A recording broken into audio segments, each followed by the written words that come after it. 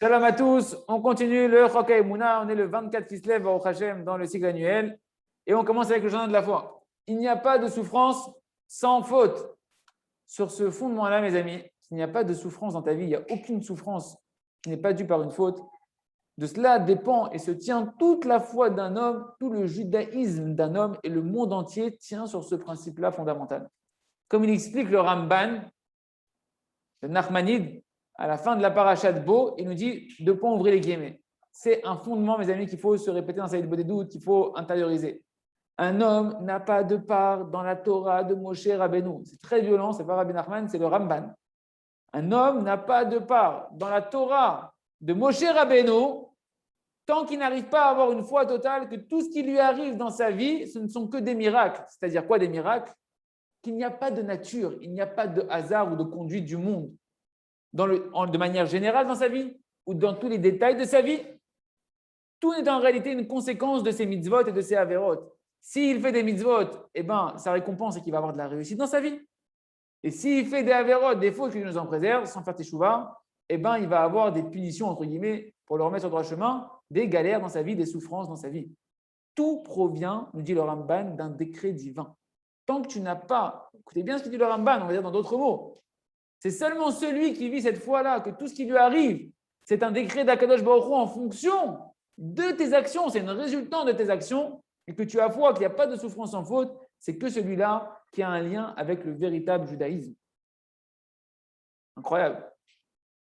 C'est-à-dire qu'un homme qui se dit qu'il a la foi dans la providence divine, mais qui ne fait pas dépendre ses souffrances maintenant, que ce soit les plus petites, même les plus petites souffrances de sa vie, il ne les fait pas dépendre d'une faute qu'il a pu faire, alors il y a deux possibilités à son erreur, parce qu'il est dans l'erreur. Tu ne peux pas avoir foi en Hachem et pas avoir foi que tes souffrances elles viennent de tes fautes. Il y a deux erreurs qui peuvent être possibles. Petit 1, première possibilité d'erreur. Soit tu penses que Kadosh Baruch Hu, c'est un tyran et qu'il il prend plaisir à faire souffrir ses créatures gratuitement, que Dieu nous en préserve. Chas de Shalom dire une chose pareille, parce que c'est évident pour n'importe qui a un petit peu d'intelligence dans sa tête, qu'il n'y a pas plus idiot et plus tordu que d'avoir une image erronée comme ça du Créateur qui est bon et qui n'a créé le monde que par bonté et par miséricorde. Comme David Amelech a déjà dit dans Télim 145, verset 17, Hachem, il est juste dans tous ses chemins, il est chassid, il est pieux, il est irréprochable dans toutes ses actions, Kadosh Baruch Hu. Comme on dit encore dans le Télim 92, les Haggid, de dire que Hachem, il est droit, que mon rocher, il n'a pas d'iniquité en lui, il n'y a aucun soupçon de mal dans Kadosh Baruch Hu. Chas de Shalom de penser une chose tordue, aussi tordue sur Kadosh Baruch Hu. Et n'est-ce pas que même les plus petites créatures qui ont été créées sur Terre, elles font tout pour faire du bien à leurs descendants, à leur progéniture. Alors, tu vas penser que le Créateur, il peut être pire qu'un animal qui fait attention à sa progéniture et il va être cruel envers ses créatures. C'est évident que celui qui pense comme ça, sa émouna, elle est très endommagée et qui doit beaucoup se renforcer à étudier ce séfer-là et à prier pour grandir en émouna. Deuxième, d'où ça peut revenir cette erreur-là, de ne pas attacher une souffrance à une faute. Deuxième erreur possible, c'est que Béhémet, en réalité, cette personne-là, il pense qu'il a la foi dans la providence divine. Mais Béhémet, il n'est pas encore dans cette foi-là, il n'y est pas dans cette foi-là. Il fait dépendre ses souffrances de la nature, du hasard, il se culpabilise lui-même, des fois c'est à cause de lui-même, ou c'est à cause de sa femme, ou à cause d'un tel. Mais Kitsour, il vit encore dans une grande hérésie. Donc la conclusion qui s'impose à chacun d'entre nous, c'est qu'un homme qui dit qu'il a foi dans la providence divine, c'est-à-dire qu'il a foi que tout vient d'Akadosh Baruch Hu, il est obligé aussi d'avoir foi que chaque souffrance et chaque manque qu'il a dans sa vie matérielle ou spirituelle, il vient du Créateur. Et qu'il y a une raison pour ça. Pas il vient du Créateur, stam. Il y a une raison, et donc tu dois arriver à la conclusion que ce sont tes fautes qui sont la cause de tes souffrances. Et que Vadaï, tout est juste et équitable dans ce que Kadosh Baruch Hu t'envoie, et que l'intention de Kadosh Baruch Hu quand il t'envoie des souffrances, ce n'est pas stam un coup de bâton. Il t'a envoyé ces souffrances-là pour ton bien, et c'est quoi le bien qui est caché dedans? Te réveiller, à réparer tes actions, à redresser ton chemin pour pouvoir mériter que Kadosh Baruch Hu puisse t'amener à ton but et te donner tout le bonheur et la vie heureuse que Kadosh Baruch Hu il veut te donner quand tu seras dans le droit chemin. Il se trouve donc qu'un homme qui vit ce fondement-là, qu'il n'y a pas de souffrance sans faute, alors sur chaque chose qui ne va pas comme il voudrait, donc chaque chose qui est une souffrance dans sa vie, il va la transformer pour se rapprocher du Créateur. Pourquoi? Parce qu'il va se servir de cette souffrance-là pour connaître Akadosh Baruch Hu, pour avoir plus conscience d'Akadosh Baruch Hu dans ce qu'il traverse, en cherchant à comprendre qu'est-ce que vient lui dire Akadosh Baruch Hu à travers cette souffrance-là. Comment Hachem, à travers cette souffrance-là, il veut le rapprocher de lui en réparant quelque chose qui l'empêche de se rapprocher d'Akadosh Baruch Hu. Et ça s'appelle, les amis, avoir une foi totale, Bezat Hashem, chez Niske, de vivre la Emouna, de dire comme ça, Hashem, il veut écouter pour le bien et comment Akadosh Baruch Hu, il veut nous rapprocher de lui à travers chacune des détails de notre vie et savoir que les souffrances ne sont qu'un tremplin pour se rapprocher d'Akadosh Baruch Hu. On continue avec le jardin des louanges, Nichum Menachamim. Nichum, c'est une consolation qui, pour des gens qui sont déjà consolés. De quoi on parle? Le Rav nous raconte que Dieu nous en préserve, il est parti consoler une très jeune veuve, une femme qui a perdu très jeune son mari, Lo Alenu Velo Alechem. Le Rav, je suis parti la consoler. Et il dit voilà que c'est moi j'en suis ressorti moins consolé. Parce que cette veuve-là, elle m'a raconté que son mari, dans les derniers mois de sa vie, il a dévoilé un trésor extraordinaire. C'est les mots de la femme. Et c'est quoi ce trésor qu'il a dévoilé? C'est les Sfarim du Rav Arouche, le jardin de la foi, le jardin de la sagesse, le jardin de la paix. Et elle a raconté que les derniers mois, son mari ne faisait que lire et surligner, mettre des simanines dans tous les livres du Rav, qu'ils écoutaient ensemble les CD sur le remerciement, sur les louanges à Kadosh Baruch Hu dans la maison. Et constamment, son mari n'arrêtait pas de lui répéter dans cette maison, on ne fait que dire merci, dans cette maison, on a une maison qu'on remercie à Kadosh Baruch Hu, alors qu'il était malade, il était très très malade, agonisant. Et après 2 mois comme ça, qu'ils étudiaient ensemble, qu'ils se renforçaient ensemble, lui et sa femme, ce mari, il est parti à la vache à l'homme. Et cette veuve-là, elle a dit au Rav, écoutez-moi, Rav, maman, je remercie Hachem surtout. Et si ça ne me paraissait pas désagréable et un peu honteux, j'aurais même été en train de danser de joie en ce moment même. Parce que mon mari, il m'a préparé à ça. J'ai vu maman que c'était comme son testament, que je puisse dire merci surtout à Kadosh Baruch Hu. Et bien, je dis merci à Hachem. Et j'accepte tout avec Emouna. Je ne comprends rien, je ne sais rien. Je sais qu'Hachem, il sait ce qu'il fait. Et ce qu'Hachem, il fait, c'est que bien. Merci à Kadosh Baruch Hu. Comme ça, la veuve, elle a parlé au Rav, si vous imaginez. Le Rav me dit, ça, c'est la vérité des vérités.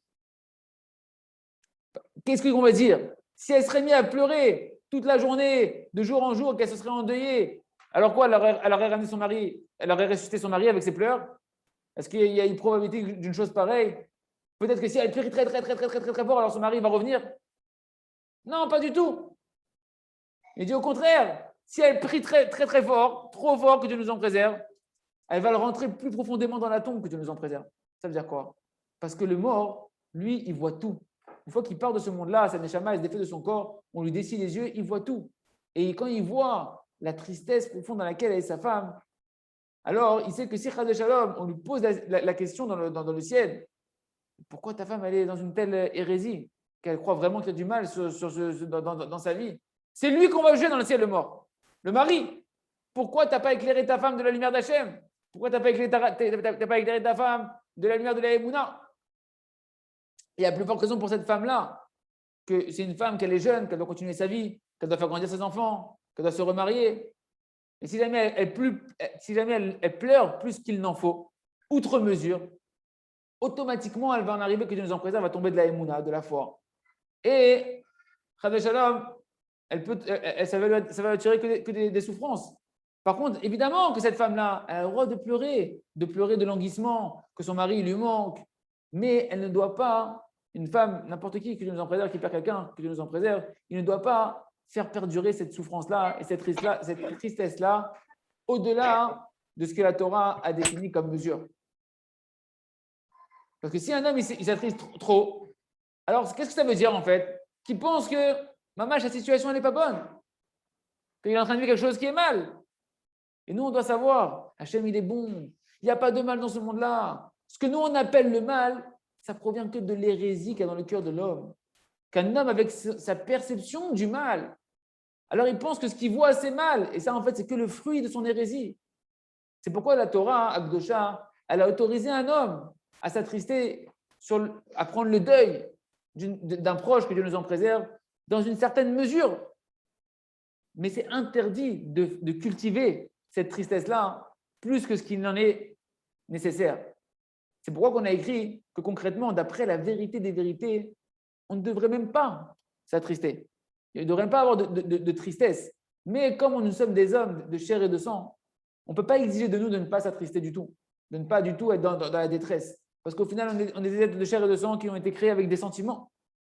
Mais au moins, ce que oui, la Torah exige de nous, que nous, on doit travailler sur ça, c'est de ne pas attirer et cultiver et allonger cette souffrance-là et cette tristesse-là plus que la mesure qu'il n'en faut, qui est impartie pour un homme de chair et de sang. C'est une tout est pour le bien, et que comme ça, de pouvoir traverser toute la vie, mamash, avec la Kadosh Baruch Hu, et de voir un mamash sentir la douceur de la Kadosh Baruch Hu, extraordinaire. De telles souffrances, pouvoir les vivre comme cette femme, et le vivre que Dieu nous en préserve. Mais regardez la puissance de la Emouna, comment nos petites souffrances à nous, on peut forcément alors arriver à les vivre dans une autre dimension si on travaille cette Emouna. On continue avec 4 champs et forêts pour faire notre heure d'une bonne doute. Merci à Hachem aujourd'hui, au minimum notre heure d'une bonne doute. C'est pourquoi chacun il doit réveiller beaucoup de miséricorde sur lui-même pour adoucir les rigueurs qui sont sur notre tête et éveiller beaucoup de miséricorde sur le Ham Israël en général pour adoucir les rigueurs qui sont sur le Ham Israël pour qu'il puisse revenir Bitchouva. Je vous ai mis en rouge, les amis, écoutez bien ce qu'on va dire. Parce que tout ce que la Géoula elle est retardée, c'est uniquement parce qu'il y a des grosses accusations dans le ciel sur le Ham Israël, individuellement et collectivement. Qu'à cause de ces accusations-là qu'il y a dans le ciel, eh ben, la lumière d'Hachem, elle est cachée dans le monde. Et à cause de ça, le monde, il continue à être dans l'obscurité et il se trompe de chemin parce qu'il y a des accusations qui masquent la lumière d'Hachem. Ce qu'on voit également, qu'il y a peu de gens qui pensent au Mashiach et à la délivrance, c'est aussi parce qu'il y a beaucoup d'accusations dans le ciel. Comme j'ai entendu dans des tzaddik, qui sont des enfants de Gdoshim, de grands tzaddikim, que du temps de leurs parents, ils parlaient énormément du Mashiach, de la Géoula, ils espéraient à chaque instant que la Géoula vienne. Tandis qu'aujourd'hui, c'est quelque chose qui est loin de la pensée des gens. Pourquoi ? Parce qu'il y a beaucoup de rigueur dans le ciel. Et ces rigueurs-là, elles entraînent que de penser au but, de penser à la conscience d'Akadosh Baruch Hu, tout ça, ça s'est éloigné de la pensée de chacun d'entre nous. Et donc, qu'est-ce qui est important pour nous ? Ce qui est important, c'est de savoir ça dans le détail, individuellement, pour chacun d'entre nous. Que si un homme ne revient pas Bitchouva, ne crois pas que c'est que tu n'as pas envie de revenir Bitchouva. C'est parce qu'il y a des rigueurs sur ta tête qui t'empêchent de revenir Bitchouva. Tu n'as pas le mérite de revenir Bitchouva. La tribu de rigueur dans le ciel, il se tient debout et il accuse sur la personne qu'on ne lui envoie pas des pensées de tchouva dans sa tête, des pensées de repentir, elles n'arriveront pas dans sa tête. On ne te laisse pas dans le ciel que la lumière d'Hachem, elle vienne t'éclairer. Tout celui qui ne revient pas Bitchouva tous les jours, et le Rav dit, et j'inclus ici même les religieux qui ont déjà la kippa, qui ont déjà les tzitzit, tout celui qui ne se réveille pas tous les jours à faire une teshuva renouvelée, c'est parce qu'il a sur sa tête des rigueurs. Parce que s'il n'y avait pas de rigueur sur la tête de chacun d'entre nous, mes amis, on recevrait une telle lumière, on ressentirait une telle lumière, une telle envie de servir à Kadosh Baruch Hu, de se rapprocher de Kadosh Baruch Hu, un tel amour, un tel enflammement, une telle ferveur, que chaque jour de nouveau, on recommencerait à servir à Kadosh Baruch Hu de nouveau avec un cœur enthousiasmé de nouveau. Et celui qui n'a pas cette volonté-là, c'est pas chouette qu'on ne lui a pas donné le passeport pour se rapprocher d'Akadosh Baruch Hu. Il n'a pas reçu encore le passeport pour pouvoir rentrer dans le service divin. Et ça, mes amis, quand on fait notre heure des doutes, je conclue avec ça, c'est essentiel qu'on reparte avec ce message-là, même si le texte il s'arrête ici. Quand on fait notre heure des doutes, quand on fait teshuva tous les jours, quand on s'introspecte tous les jours, qu'est-ce qu'on fait ? On nettoie la cause de toutes les rigueurs qui sont sur notre tête, qui sont nos avérotes, qui sont nos fautes. Et donc, à la fin de notre heure, comme Rabbeinu il dit, le monde, il paraît un nouveau monde parce qu'on t'a enlevé les rigueurs, on t'a enlevé les écrans, la lumière d'Hachem, tu la ressens de nouveau. Et donc, tu es enflammé de nouveau pour le service divin, Yiratzon. Qu'on fasse tous les jours teshuva, qu'on mérite d'enlever les écrans qui sont sur nous et du Ham Israël, pouvoir sentir la lumière d'Hachem et constamment avoir envie de se rapprocher de Kadosh Baruch Hu. On continue avec le jardin de la sagesse, avec notre Tam, qui est Minago Aya, Shayat Amid Besimcha, qui est toujours Besimcha. Le Tam, le simple, qui est toujours dans la joie. Mais voilà que le philosophe, lui, on voit qu'il ne pourra jamais être heureux de sa part. Pourquoi ? Parce qu'il n'a pas la foi que c'est Hachem qui fixe toute sa part. Il n'est pas conscient que la part d'un homme, que le lot d'un homme, tous les détails de la vie d'un homme sont fixés par Akadosh Baruch Hu. Parce qu'écoutez bien, je vous l'ai mis en rouge, écoutez bien ce qu'on va dire ici. Tout le libre arbitre d'un homme, c'est seulement et uniquement d'accepter soit que tout vient d'Akadosh Baruch Hu. Sous-entendu, son libre arbitre à chacun d'entre nous, c'est de vivre avec la Emouna, que c'est Hachem qui dirige tout, qui fixe tout, qu'il y a un message d'Hachem dans chaque chose que tu es en train de vivre et que évidemment ce message il est pour ton bien. Ou bien, c'est quoi ton libre arbitre ?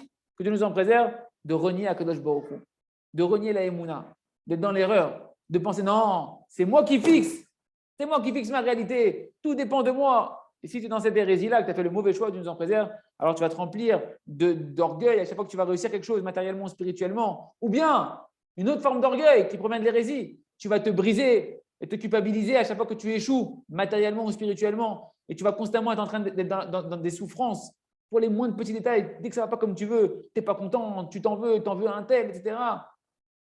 Et même quand une personne a réussi, elle s'enorgueillit, elle croit qu'elle kiffe, pas du tout. Parce qu'il va lui rester un sentiment d'amertume derrière. C'est pas suffisant, il m'en faut encore plus. C'est pas encore assez réussi. Tout ça, ça provient d'un mauvais libre arbitre, d'avoir choisi de croire que tu fixes ta vie. Et tout ça, ça arrive à ce chacham-là, à ce philosophe qui est chacun d'entre nous, tant qu'on ne s'éveille pas, a su le chemin du simple, parce qu'on ne vit pas dans la émouna, que tout vient de la providence divine pour notre bien, et qu'il y a un but dans chaque chose de ce qu'on fait, que l'on réussit ou que l'on ne réussit pas, qu'on soit dans la réussite ou dans l'échec. Dans chaque chose, il y a un but d'Akadosh Baruch Hu pour te rapprocher de lui. Tant que tu ne vis pas ça, alors tu seras dans la souffrance. On continue les mots du conte de Rabbi Nachman dans les mots. Et voilà que le Tam, il avait tous les aliments du monde entier. Il avait toutes les boissons que tu peux imaginer, tous les habits. Il avait tout. Et il disait comme ça à sa femme, chérie, donne-moi à manger. Et en réalité, c'était un pauvre. Donc, qu'est-ce qu'elle lui donnait? Elle lui donnait un petit morceau de pain et il mangeait. Et après, il disait, ma chérie, donne-moi du bouillon avec des légumes. Et qu'est-ce qu'elle n'avait rien à lui donner à manger? Qu'est-ce qu'elle lui donnait? Un petit morceau de pain. Il mangeait encore un petit morceau de pain. Après, et lui, quand il mangeait, il faisait des louanges de ça. Et il disait à Kadosh Baruch Hu, waouh, combien il est merveilleux ce bouillon, combien il est magnifique. Alors, qu'est-ce qu'il était en train de manger? Un petit morceau de pain. Et là, on voit un des traits de caractère merveilleux du simple, à Kadosh, c'est qu'il remerciait Akadosh Baruch Hu sur chaque chose de sa vie. Il se délectait, il faisait un truc de malade pour chaque petit détail de sa vie. Il était heureux et comblé. Et ça, en réalité, c'est une conséquence du fait qu'il avait une qualité extraordinaire qui est avoir un esprit humble. Le contraire total de notre philosophe, de notre intelligent, qui lui, sa qualité, c'était quoi? C'est qu'il trouvait des défauts dans chaque chose. Chaque chose, il trouvait qu'est-ce qui manque dans chaque chose. C'est un peu nous, mes amis. Qui remercie sur rien, qui est jamais heureux, jamais content de rien, tout le temps insatisfait. Et ça, mes amis, c'est la conséquence du mauvais trait de caractère qui s'appelle avoir un esprit élevé, une âme large, l'orgueil. C'est pour ça qu'il pense que tout lui revient et qu'il est toujours insatisfait, que Dieu nous en préserve. Yatson, Shniski liot kmo atam akadosh, she'umin nagoya, she'haya tamid besimcha, qu'il est tout le temps dans la joie par le travail de sa émouna. On continue avec et on finit avec le Sefer Or Hadash. On te sanctifie d'en haut depuis le ciel.